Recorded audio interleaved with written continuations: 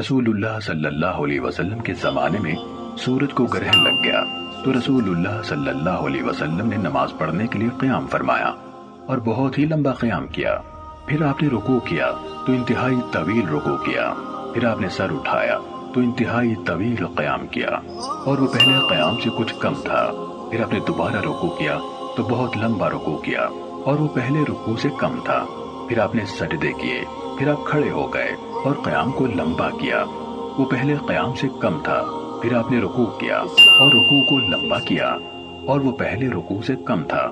پھر آپ نے اپنا سر اٹھایا اور قیام کیا تو بہت لمبا قیام کیا جبکہ وہ پہلے قیام سے کم تھا۔ پھر آپ نے رکوع کیا تو انتہائی طویل رکوع کیا لیکن وہ پہلے رکوع سے کم تھا۔ پھر سجدے کیے۔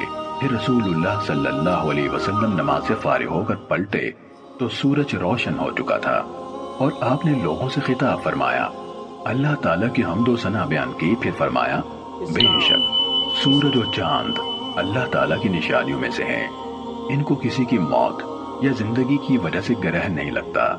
جب تم انہیں اس حالت میں دیکھو تو اللہ کی بڑائی بیان کرو، اللہ تعالیٰ سے دعا مانگو، نماز پڑھو اور صدقہ کرو۔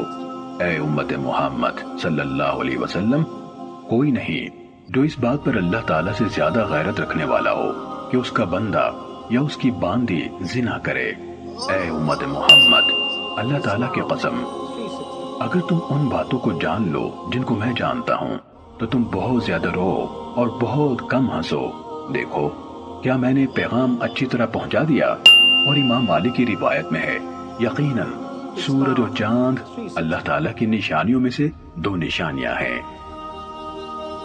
صحیح مسلم حدیث نمبر 2089۔